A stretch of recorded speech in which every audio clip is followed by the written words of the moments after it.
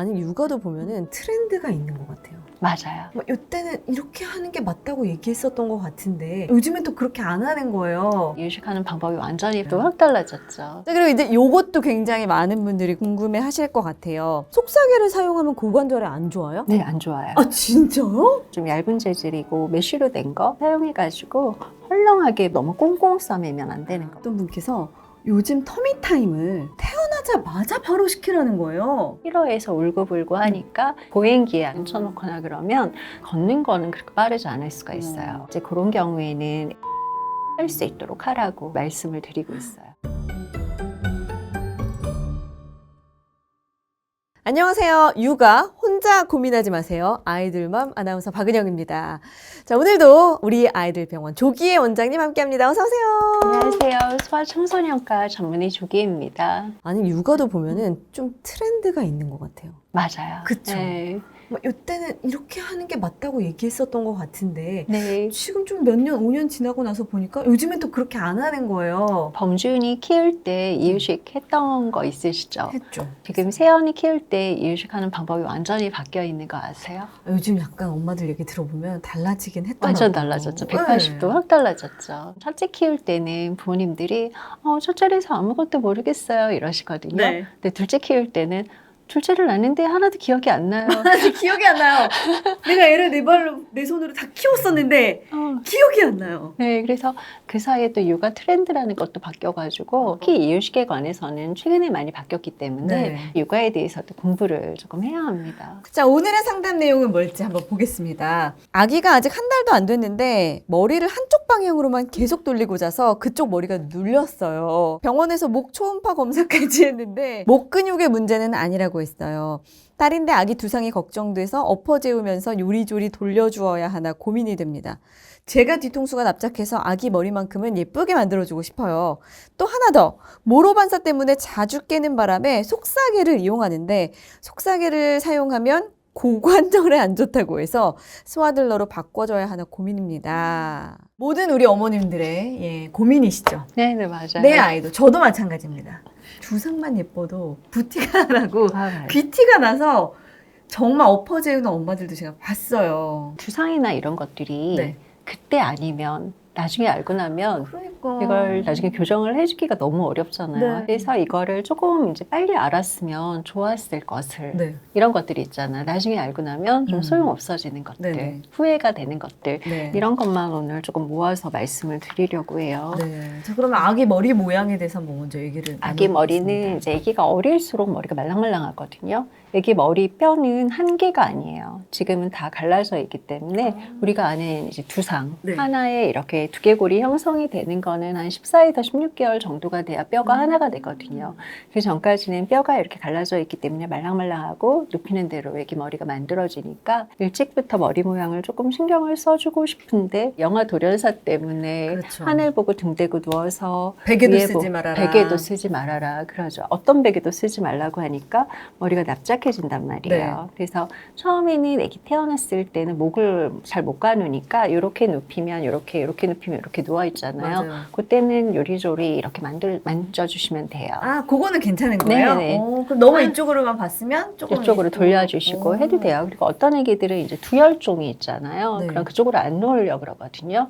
그래서 이쪽을 많이 보다 보니까 이제 이쪽 머리가 눌리기도 하고 그래서 이제 머리 모양이 조금 삐뚤어지는 경우가 생기기는 하는데요. 아기가 이제 선호하는 쪽이 생기면 이런 방법들을 쓰시면 돼요. 목 근육에는 딱히 이상이 없는데 이쪽을 좋아한다? 그러면 문이 이쪽에 오는 거예요. 그러면 문이 있는 쪽에서 소리도 들리고 사람들이 왔다 갔다 하니까 자극이 더 많은 거잖아요. 그러니까 아기가 나중에 목을 조금 움직일 수 있는 나이가 되면 그쪽을 많이 봅니다. 그리고 또 아기가 한 2개월 정도 되면 초점 오비를 또 네. 쓰시잖아요. 그때 가운데 놓는 것보다는 살짝 오른쪽에다가 초점을 맞출 때 고개를 살짝 그쪽으로 보게 해주실 수도 있어요. 그리고 이제 아기는 엄마가 있는 쪽으로 고개를 조금 더 돌릴 수 있거든요. 네네. 그래서 엄마가 주무실 때 아기의 오른쪽에 누워서 주무실 수도 있고 또 아기를 안을 때 어느 팔에 앉는지도 중요해요. 그래서 아기가 만약에 왼쪽을 보는 걸 좋아하잖아요. 그러면 엄마 왼팔에 아기 머리가 오게. 아기가 많이 보는 거예요? 쪽이랑 반대 방향으로 아기가 안길 수 있도록 네. 그래서 오른쪽을 많이 보면 엄마 오른팔에 아기 머리가 오게 그래서 아기가 평소 때 자기의 어느 쪽을 많이 보는지를 보고 그 안아주시는 팔 방향을 선택해서 이렇게만 해주셔도 아기 머리 말랑말랑할 때 하는 거니까 금방 돌아옵니다. 아, 그리고 또 요것도 제가 원장님께 꼭 여쭤보고 싶었어요. 뭐냐면 제가 조리원에 들어가가지고 누워서 이제 또 오랜만에 해야 되니까 육아 관련 영상들을 보는데 어떤 분께서 요즘 터미타임을 하자마자 바로 시키라는 거예요. 아니, 아직 고개도 못 가누고 정말 속삭이 이렇게 쌓여서 누워만 네네. 정말 잠만 자는 애인데 무슨 터미타임을 시키라는 거지? 음. 라는 의문이 생겼거든요. 네네. 여기에 옛날에는 대해서. 네. 터미타임을 우리가 보통 한 100일 정도 아기가 목을 조금 가누기 시작할 때부터 터미타임을 시키라 그랬거든요. 네네. 그때 딱 엎어놨더니 이렇게 너무 자지러지게 우는 거예요. 그쵸. 네, 싫어가지고 네. 너무 우니까 요즘에는 신생아 때부터 터미타임을 하면 처음에는 길게 못해요. 얘가 목도 못 가누고 겨우 이러고 있다가 쿵 하고 쿵 맞아요. 밟잖아요. 네. 걔가 위험할 수 있어서 가슴에다가는 잘 안 하고요. 그래요? 네, 무릎에다가 애기 이렇게 잠깐 동안 터미타임 하면서 이렇게 봐주실 수 있어요. 그럼 아니면 엄마 팔에다가 애기를 이렇게 올려놓고 이렇게 엎어서 네, 엎어서 올려놓고. 살짝 터미타임을 하게 해주셔도 됩니다. 음. 너무 딱딱한 바닥에 하면은 애기가 아직은 코를 쿵쿵 박기 때문에 좀 딱딱할 수 있거든요. 터미타임을 애기 때는 그냥 기저귀 갈 때 잠깐 하셔도 되고요. 네. 한 번 할 때 한 길어야 2, 3분 정도 하루에 한 3번에서 5번 정도만 이렇게 해주시다가 아기가 한 2달 정도 됐을 때는 하루에 30분 정도 기저귀 갈고 그럴 때 한 번씩 하면 그 정도 시간이 나오거든요. 네. 그래서 그렇게만 해주셔도 나중에 음. 아기가 한 3달, 4달 돼서 터미타임을 본격적으로 할 때 그렇게 네. 싫어하지 않아요. 터미타임이 좋은 게 미리 터미타임을 싫어하지 않게 만드는 것도 중요한 목적이고요. 자주 하면 일단 머리 모양이 예뻐집니다. 두 번째는 아기가 누워서 하늘만 이렇게 바라보고 있을 때하고는 전혀 다른 시야를 아기가 확보를 할 수가 있어요. 천장에 있는 것만 보는 거하고는 완전 다르죠. 네. 세 번째로는 터미타임을 자주 하면 아기 몸에 여기저기 근육이 생기죠. 대근육 발달. 네, 대근육 발달에. 그래서 터미타임을 많이 하는 애기들이 나중에 기는 것도 빨라지거든요. 저는 애를 엎어놓으면 큰일 나는 줄 알고 첫째 때는 터미타임을 진짜 거의 안 했어요. 네네. 근데 얘가 안 기었어요. 배밀이도 별로 안 했어요. 그냥 앉으면서 자꾸 서려고 맞아요. 하더라고요. 근데 그런 애들이 기는 걸 많이 안 하고 응. 애가 앉아있다가 빨리 쓴다고 해도 걔네들이 걷는 거는 그렇게 빠르지 않을 수가 있어요. 맞아요. 그래서 기면서 아기가 양다리를 균형 있게 사용하는 연습이 잘 되는 아이들이 붙잡고 섰을 때도 양다리를 사용해가지고 잘 걸을 수가 있거든요. 네. 그래서 아기가 만약에 터미타임을 많이 해서 잘 기지를 않고 싫어해서 울고불고 하니까 아기가 그냥 앉혀놓는 분들이 있어요. 네네. 보행기에 앉혀놓거나 점퍼로나 엄청 쏟아있다가 많이 아기를 쳐놨어요. 앉혀놓거나 그러면 다리의 힘보다는 아기가 허리 힘이 좋아지는 거예요.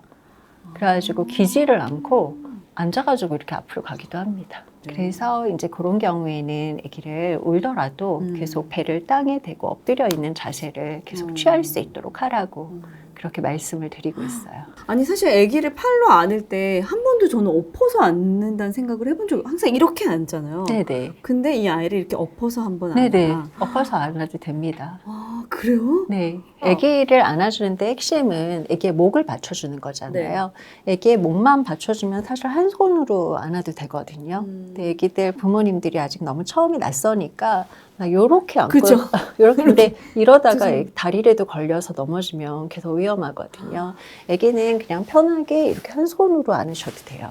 이렇게 안으셔도 되고 그다음에 이렇게 안아주셔도 되고 그다음에 엎어놓게 되면 아기가 여기 목이 지지가 되기 때문에 괜찮거든요. 괜찮군요. 네, 그래서 잠깐은 여기 팔에다가 터미타임을 하면서 이렇게 봐주셔도 됩니다. 자, 그리고 이제 요것도 굉장히 많은 분들이 궁금해 하실 것 같아요. 속삭이. 일단 태어나서 신생아실부터 조리원에 있는 한 달 동안은 속삭이를 꽁꽁 싸매게 되고 집으로 와서도 한동안 속삭이나 아니면 스와들러를 계속 해주는 엄마가 있는가 하면 저는 집에 오자마자 그냥 확 풀어줬거든요.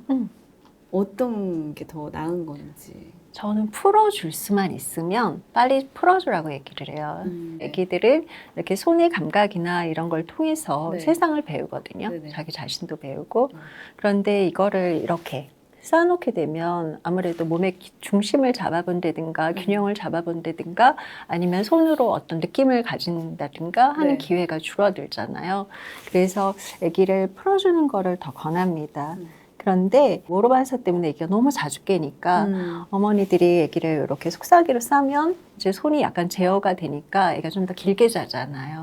그래서 어쩔 수 없이 그것 때문에 사용하시는 분이 좀 많은 것 같아요. 그러니까 우리가 원하는 거는 모로반사를 좀 줄여주는 거잖아요. 네. 근데 이게 속삭이를 사용하면 잘못하면 아기를 덥게 할 수 있어요.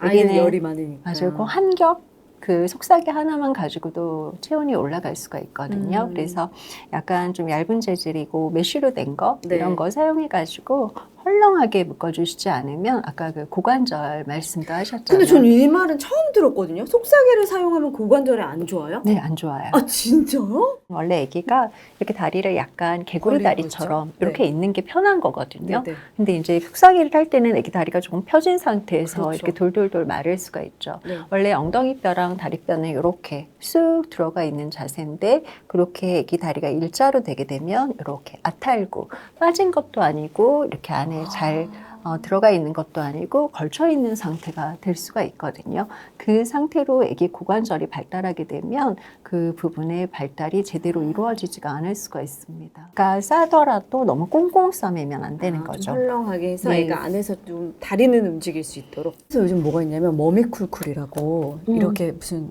아이 모래 주머니 같은 게 옆에 있어요. 근데 그걸 이제 올려놓으면 약간 이제 공간이 생기면서 움직이는 공간은 나오지만 모로반사까지는 안 되는 그 정도는 괜찮다는 거죠.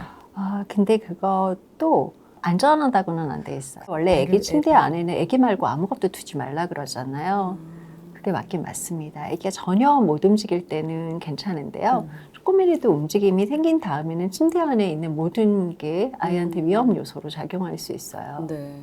아니 근데 아기가 더우면 영아 돌연사 증후군의 발생 빈도가 네, 높아지나요? 맞아요. 더운 네. 게 그렇게 중요한 문제였어요? 근데 우리나라가 사실 아기를 너무 덥게 키우는 나라 중에 한 명이거든요. 아, 조리원 가면 남편이랑 계속 부딪잖아요. 더워 죽게. 막 산모는 막 땀이 삐질삐질 나는데도 온도 네. 올려놓고. 유난히 우리나라가 그런 것 같아요. 힘든 건 그냥 힘든 거예요. 그래서 네. 엄마가 그냥 생활하기에 쾌적한 온도, 음. 습도를 유지하는 게 엄마한테도 좋은 것 같아요. 그리고 온도가 높으면 영아 돌연사 증후군의 빈도도 올라간다고 하니까 너무 덥지 않게 관리하시고 너무 꽁꽁 싸매지 않았으면 좋겠습니다. 알겠습니다. 자, 이렇게 오늘 좀 아기 두상 예쁘게 만드는 법, 그리고 속삭의 스와들러에 대해서 알아봤는데요. 이 외에도 또 신생아를 케어하면서 우리가 좀 신경 써야 될 것들, 뭐가 있을까요? 이거는 지금 우리나라 엄마들한테 조금은 생소한 개념일 수도 있는데요. 네. 아기가 혼자 스스로 달래는 법을 배우는 거. 이제 태어난 아기가 스스로를 혼자 달랜다고요? 네네, 어른도 이거를- 잘 안 되는 건데. 자기 진정이라고 하거든요. 셀프 소딩이라고 하는데요. 네. 예, 이거는 별거 아니에요. 아기가 막 울어요. 네. 그럼 우리나라 엄마들은 얼른 가가지고 엄청 막 뛰어가잖아요. 하던 거 다 네. 열개제치고 뛰어가죠. 네, 뛰어가가지고 막 안아주고 아기가 왜 우는지는 생각 안 하고 일단 앉잖아요. 일단 앉아가지고 왜 미안한지 모르겠는데 그때부터 미안하대. 어머 미안해. 엄마가 미안해. 네, 엄마가 그냥 그때부터 계속 미안한 거예요. 네. 그러면서 아기를 막 하는데 아기가 왜 울었는지를 살펴보지 않고 바로 안아서 달래주잖아요. 빨리 울음을 그쳐야 되니까. 네. 근데 아기가 우는 걸 너무 무서워할 필요는 없어요. 아기는 이게 언어잖아요. 그러면 아기가 왜 울었는지 무슨 말을 하고 싶은지 일단 봐야 되는 거거든요. 근데 그거를 볼 새도 없는 거예요. 우는 게 너무 싫어가지고 막 가서 안아주면서 엄마 계속 미안하다고 하는 거예요. 근데 애는 문제가 해결이 되는 거는 아니잖아요. 그렇죠. 물론 얘가 심심해서 운 거면 해결이 될 수도 있어요. 근데 그 경우가 아니면 해결이 네. 안 되니까 네. 천천히 걸어가세요. 아기가 울면 네. 후다닥 뛰어가지 말고 뛰어가지 말고 천천히 걸어가라. 천천히 걸어가서 네. 아기를 보세요. 일단 봐요. 우는 네, 애를. 아기를 봐야죠. 그래서 네. 아기를 본 다음에 한 템포 숨을 한 번 쉬고 엄마도 엄마가 아기가 애기한테. 왜 우는지를 배워야 돼요. 어. 얘가 도대체 왜 우는지. 그래서 아기를 보고 음.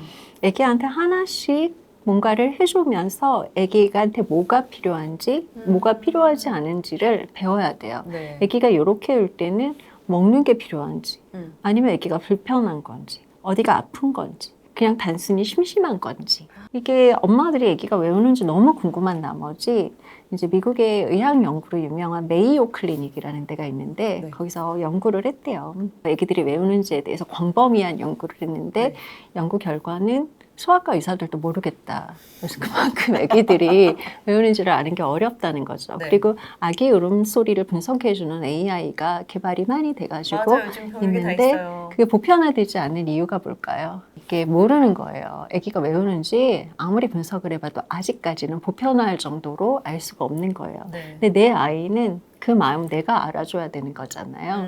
그러니까 AI가 몰라도 나는 알아줘야 되는 거라서 아기가 왜 우는지 보고 하나씩 아기한테 반응을 했을 때 아기가 어떤 반응에 다시 되반응을 하는지를 봐야 돼요. 네. 이 경험이 쌓이면 아기가 이렇게 울 때는 이런 소리로 울 때는 이렇게 하니까 진정이 되더라라는 걸 엄마도 학습을 할 수가 있죠. 네. 그러면 아기가 그 다음에 뭐를 필요로 하는지 엄마가 정확하게 반응할 수 있는 그런 능력이 생기는 거죠. 정말 첫째 때는 그냥 우는 건 다 우는 거 이랬었는데 둘째를 보니까 조금 배가 알겠죠. 아플 때, 배가 네. 고플 땐 이렇게 우는구나. 네네. 졸릴 땐 이렇게 우는구나. 조금 패턴이 다르더라고요. 네, 근데 그게 애들마다 또 조금 다르잖아요. 네. 성격도 다르고 기질도 다르고 이러니까. 그래서 내 아이의 그 어떤 언어를 엄마가 알아채줘야지. 엄마가 모르면 누가 알겠어요. 아기가 스스로를 진정할 수 있는 기회를 일단 주고 네. 그 다음에도 계속 아기가 뭔가를 요구할 때 정확하게 거기에 대해서 반응하는 기술을 익혀서 네. 아기가 최소한에 달래주는 것만 가지고도 진정이 되도록 하는 게 셀프 진정의, 그러니까 자기 진정의 목표거든요. 이렇게 되면 아가가 나중에 컸을 때 일상생활 안에서 행복감을 더 많이 느낄 수 있다고 해요. 스스로 자기 감정을 다스리는 걸 네. 아기 때부터 배우는 네, 거군요. 맞아요. 뿐만 아니라 또 아기가 평생 이제 새로운 환경에 더 잘 적응하는 아이가 된다고 하거든요. 그래서 이렇게 아기 때부터 그 자기 진정의 기술, 스스로를 달래는 기술을 가르치는 게 굉장히 꼭 필요하다고 합니다. 애들은 기본적으로 하루에 2-3시간 울고 또 막 울다가 보면 6주 때 피크를 많이 울죠. 맞아. 그러다 기다리면 12주 정도 되면 우는 게 줄어들죠. 그러니까 지금 우리 아이가 우는 거는 정상적으로 우는 거니까 그 우는 거를 너무 두려워하거나 안 울리려고 지나치게 노력을 하실 네. 필요는 없을 것 같아요. 아니 원장님 유두 혼동이라는 게 있어요? 네, 유도운동 이게 너무 중요한 거거든요. 근데 이게 유도운동이라는 게 뭐냐 하면 네. 아기가 태어나고 처음에 한 50일 정도 아기가 모유 직수도 하고 그다음에 젖병으로 분유도 수유하고 아니면 모유라고 할지라도 유축해서 젖병으로도 먹일 수 있는 거잖아요. 네. 그래서 젖병이랑 직수를 동시에 하다 보면 뭐가 더 편하겠어요? 젖병이 훨씬 편하죠. 젖병이 훨씬 편하죠. 네. 왜냐하면 모유는 엄마 젖꼭지 짧잖아요. 네. 근데 그걸 깊게 세게 물어야 되죠. 세게 빨아야 되죠. 물면 바로 나오나요? 사출반사 기다려야 되죠. 애기 입장에서는 너무 싫은 거예요. 맞아요. 근데 젖병은 젖꼭지 기니까 물면 잘 물리고 잘 빨리고 쭉쭉 나오고 바로 물자마자 나오고. 네. 그러니까 아기 입장에서는 이제 젖병이 너무 좋은 거거든요. 그러면 아기가 이제 젖병 맛을 알게 되면 엄마 모유 직수를 하면서 언제 젖병을 주지? 이렇게 기다리면서 열심히 안 빨아줘요. 안 빨았어요. 네, 그러면서 그랬어요. 젖병을 막 기다리면서 잠이 들어요. 그래서 모유만 물리면 자는 거군요. 그게 힘드니까요. 그러니까 엄마가 빨리 젖병 주면 좋겠는데 근데 엄마 입장에서는 애가 먹지도 않고 잠이 드니까 그렇죠. 일단 배가 고를까 봐 걱정이 또 되죠. 네. 그리고 젖도 헐렁해지지 않죠. 아기가 열심히 안 빨아주니까 모유량이 또 줍니다. 줄어요. 그러면 그 다음에 먹을 때 아기는 또 힘들어지죠. 안 나오니까 더 힘들고. 네, 그러니까 엄마가 이제 모유 수유를 이 정도까지 하려고 계획을 세웠는데 이게 힘들어서 단유를 해버리는 경우가 생기는 거죠. 아기 같은 경우에는 한 50일 정도까지는 엄마가 너무 힘들더라도 네. 모유 수유를 직수를 자주 하시는 거예요. 그러면 아기가 이제 모유 직수를 잘 하는 아기가 되겠죠. 모유량도 잘 늘어서 모유 수유하기도 더 쉬워지고 네. 아기도 여기에 익숙하니까 먹을 게 이거밖에 없는 줄 알고 열심히 먹는 거죠. 배가 고프니까. 그러면 50일이 지난 다음에 젖병이랑 직수를 병행하잖아요. 네. 둘 다 잘합니다. 50일까지는 그러니까 직수를 네, 웬만하면 하는 한 게 달 좋은 반 거네요. 정도까지는 직수 위주로 수유를 하고 그다음에 한 달 반이 지난 다음에는 가족들이 이제 좀 직수는 도와줄 수가 없잖아요. 힘들어가지고. 그래서 엄마가 좀 힘드셔도 그때를 잘 넘기면 50일이 지난 다음에는 가족들이 좀 젖병으로 수유도 하고 엄마 밤에 잘 수 있게 해주고 이렇게 해주셔도 되는 거죠. 또 엄마들 사이에 막 분유 먹은 애들이 더 잘 커 막 이러면서. 근데 그게 되게 오해가 큰 게 네. 자, 모유랑 분유 중에서 뭐가 더 칼로리가 높죠? 그러니까 엄마들은 분유가 높기 때문에 분유가 더 잘 큰다 생각하는 거 아니에요? 그렇죠. 모유랑 분유랑 있을 때 분유 회사에서 분유를 뭐랑 비슷하게 만들려고 노력할 모유랑 비슷하게. 그렇죠. 그러면 다 칼로리만 높일까요? 그건 아니거든요. 모유랑 분유랑 칼로리가 같거든요.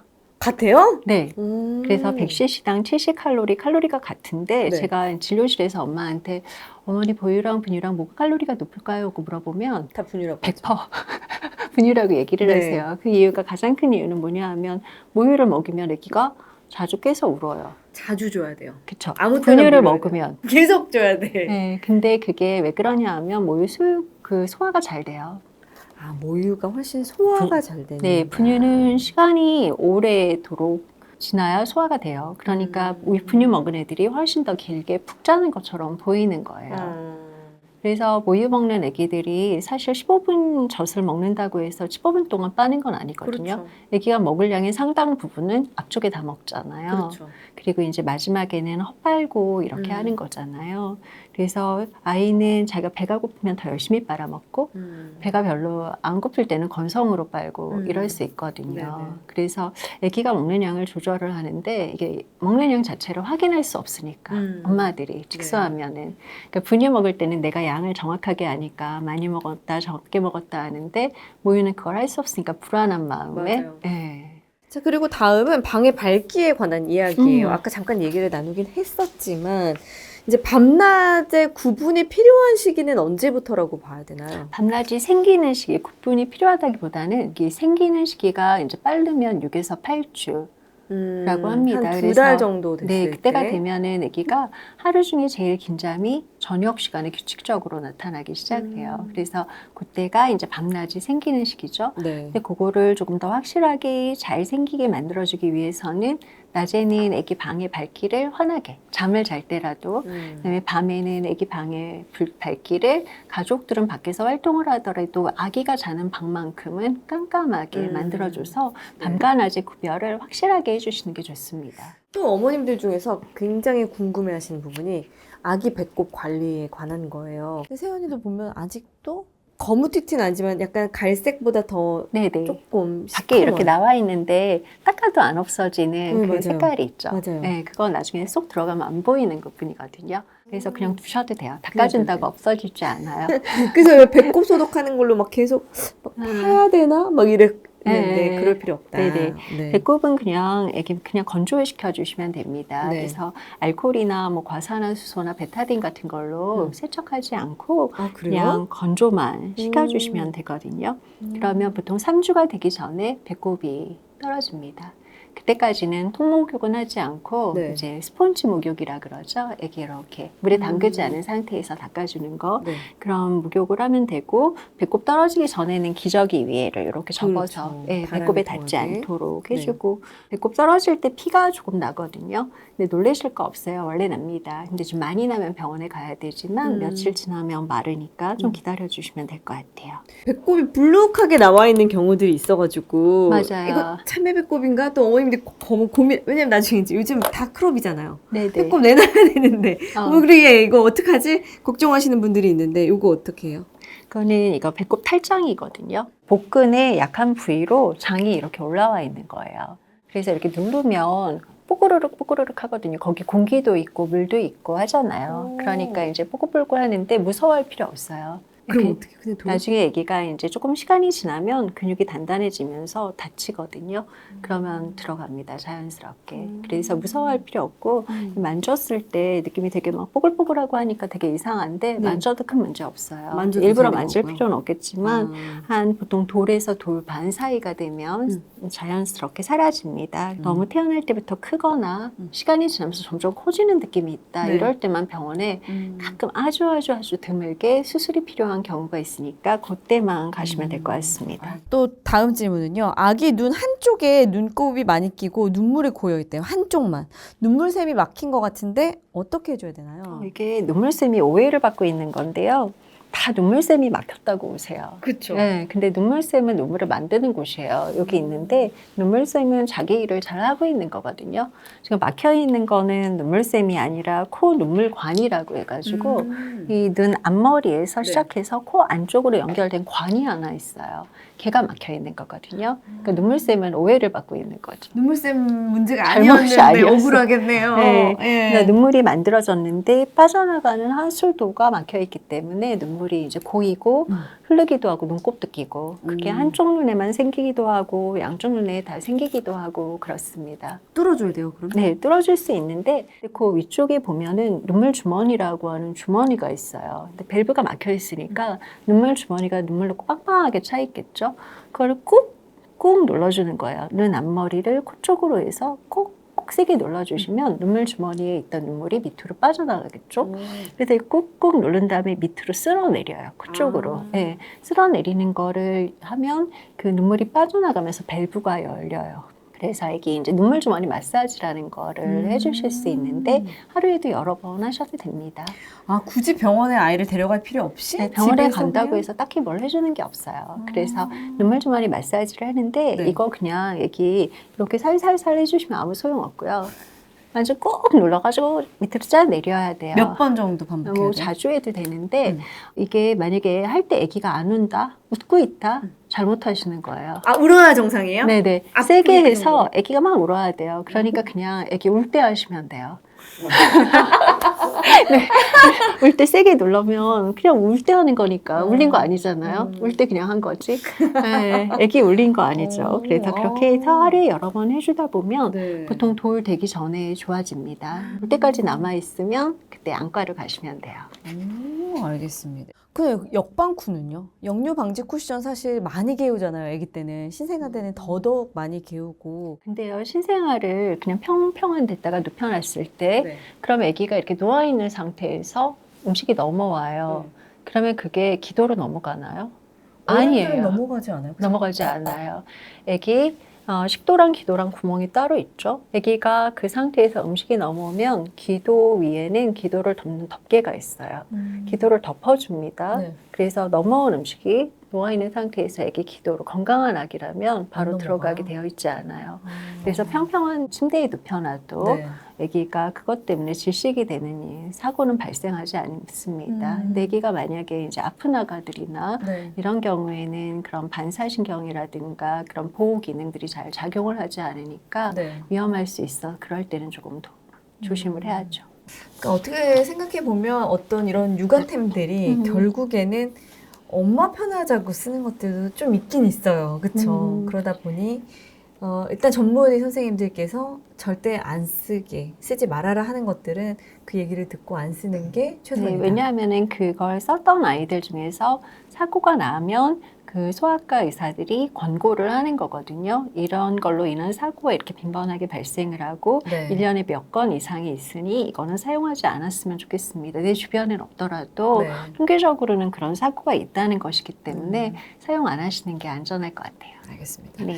자, 오늘은 신생아 시기에 어떻게 케어하면 좋을지에 대해서 알아봤습니다. 사실 아이도 신생아니까 너무 소통이 안 되지만 엄마 네. 입장에서도 아무것도 모르잖아요. 네. 오늘 굉장히 유용한 정보들 많이 알려주셨고요. 다음 시간에 더 유용한 정보로 돌아오도록 하겠습니다. 감사합니다.